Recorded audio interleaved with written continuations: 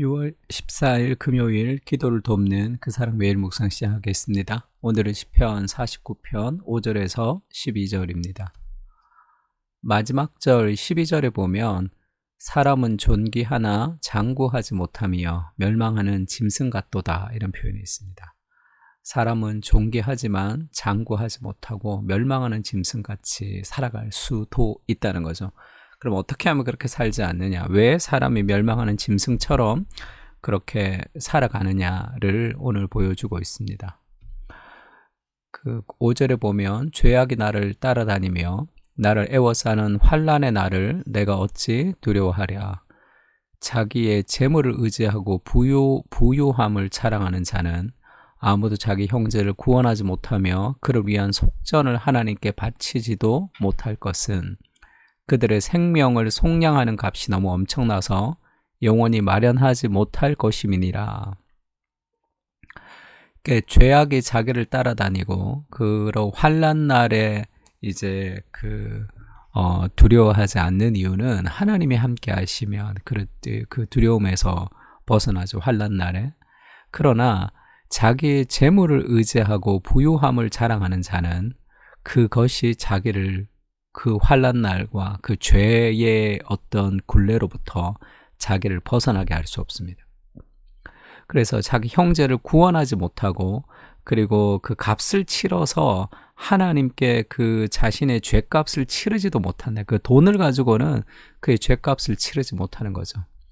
그들의 생명을 속량하는 값이 너무 엄청나서 영원히 마련하지 못하기 때문에 그 구원을 얻기 위한 삶의 진정한 평안과 안정감이라는 것은 이 재물과 다른 것들, 재물을 통해서 얻는 다른 모든 것들을 아무리 의지해도 그것이 우리 안에 있는 죄의 문제와 두려움의 문제를 해결하지 못하는 거죠. 근데 사람들이 그것을 의지하며 살아가는 것이 안타까운 거죠.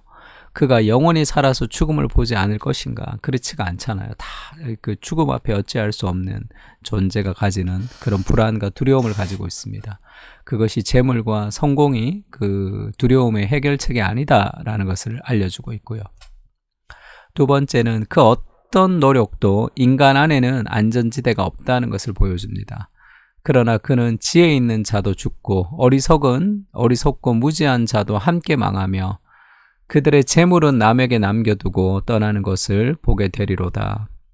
그 지혜가 있지만 그 사람도 다 죽고 어리석고 무지한 자와 함께 망합니다. 다 똑같이 죽음을 이기지 못하는 존재.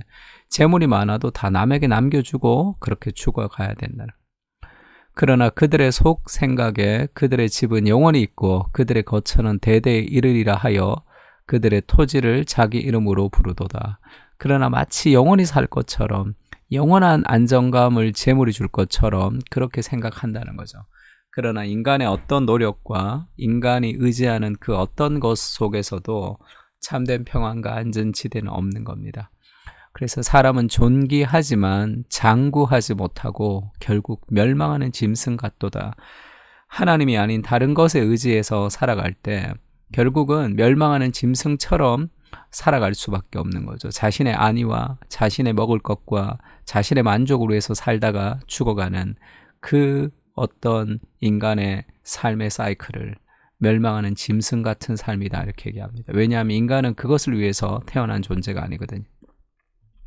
사람은 존귀하나 할 때 이 존귀하다는 단어가 이 존귀하다, 공경하다라는 그런 단어로도 쓰였지만 이것이 다양하게 번역될 수 있는데 NIV 성경에 이렇게 번역했습니다.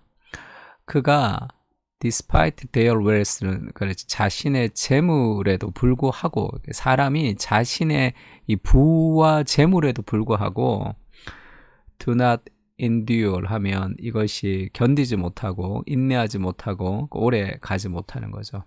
그래서 그것이 멸망하는 짐승과 같이 된다. 그 재물에 의지하는 그것이 우리의 삶의 그 죄의 문제와 두려움의 문제를 해결해 줄 수 없다는 거죠. 거기에 의지해서 왜 인생에서 진정하게 나를 해결해 주지 못하는 내 삶에 어떤 안정감을 주지 못하는 거기에 왜 마음을 걸고 목숨을 걸고 살아가느냐. 그것은 짐승과 같은 삶이다. 그렇게 시편 기자가 경고하고 있습니다. 히브리서 13장 5절에는 그런 표현이 있죠. 돈을 사랑하지 말고 있는 바를 족한 줄로 알라. 그러니까 자족이 있어야 되죠. 자족, 만족이 있어야 됩니다. 하나님 안에서의 삶의 만족. 그가 친히 말씀하시기를 내가 결코 너를 버리지 아니하고 너희를 떠나지 아니하리라 하셨느니라. 그러니까 지금 두 가지가 나오는 거죠. 돈을 사랑하고 의지하는 사람은 있는 것을 족한 줄로 여기지 않습니다. 그래서 그 돈이 그 삶의 안정감을 가지려고 추구하는 사람이 있고, 또 한 사람은 우리의 안정감이 통장이 가득 차고 비어있는 것으로 안정감이 있는 것이 아니라 하나님이 나와 함께 하시는 것이 우리 삶의 안정감의 그런 근거다, 이렇게 고백하는 거죠. 내가 결코 너를 버리지 아니하며 너희를 떠나지 아니하리라는 여기에서 안정감이 있을 때 우리가 이 돈을 사랑하지 않고 재물을 사랑하지 않고 우리의 무엇을 사랑하지 않고 하나님을 사랑하며 신뢰할 수 있다는 거죠. 예수님도 그렇게 사셨죠. 사도 바울이 그 그리스도의 삶을 그렇게 표현했습니다. 우리 주 예수 그리스도의 은혜를 너희가 알거니와 부요하신 이로서 너희를 위하여 가난하게 되심은 그의 가난함으로 말미암아 너희를 부요하게 하려 하심이라. 그리스도의 부요하심은 결국 그가 가난해지시기 위해, 그리스도가 가난해지시기 위해서 사셨죠. 왜냐하면 다른 사람을 부요하게 하기 위해서 나의 시간과 에너지와 물질을 가지고 다른 사람들을 세우며 도와주는 삶을 살아가는 그것이 그리스도의 복음의 은혜다, 이렇게 얘기합니다. 그래서 그 은혜를 받은 사람은 어떻게 그리스도처럼 살아야 되는데, 이는 8장 13절이죠.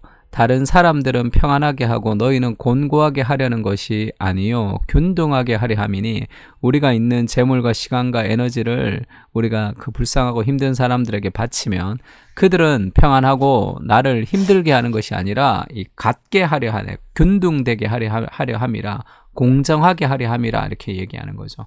빈익빈 부익부, 능력 있는 사람이 더 많은 돈을 가지고 능력이 없는 사람은 돈을 적게 가지는 것이 공평한 세상이 아니라, 그것이 하나님의 은혜의 방식이 아니라는 거죠.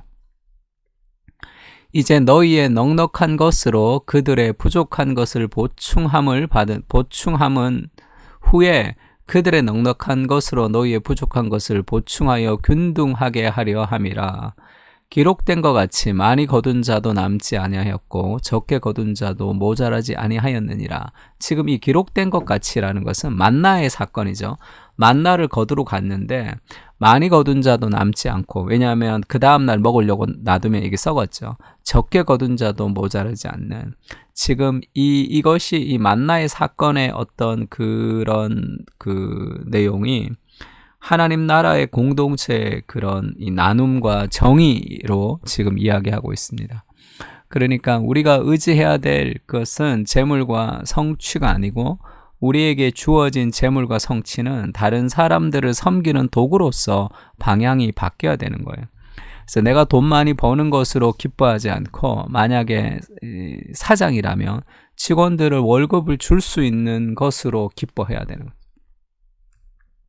그래서 그렇게 나눔을 통해서 부족한 사람들을 균등하게 만들어가는 그런 내게 있는 것으로 다른 사람을 향해서 사용하는 삶의 방식이 그리스도의 삶의 방식이다. 그걸 우리가 따라서 살아가는 거죠. 부요하신 이로서 너희를 위하여 가난하게 되심은 그의 가난함으로 말미암아 너희를 부요하게 하려 하심이라. 이것이 우리의 삶의 방향이 되고 안정감의 근거가 되었으면 좋겠습니다. 멸망하는 짐승처럼 살지 않게 하시고 하나님의 나라를 위해 시간과 물질과 에너지를 사용하는 그리스도의 제자의 삶을 살게 하여 주시옵소서.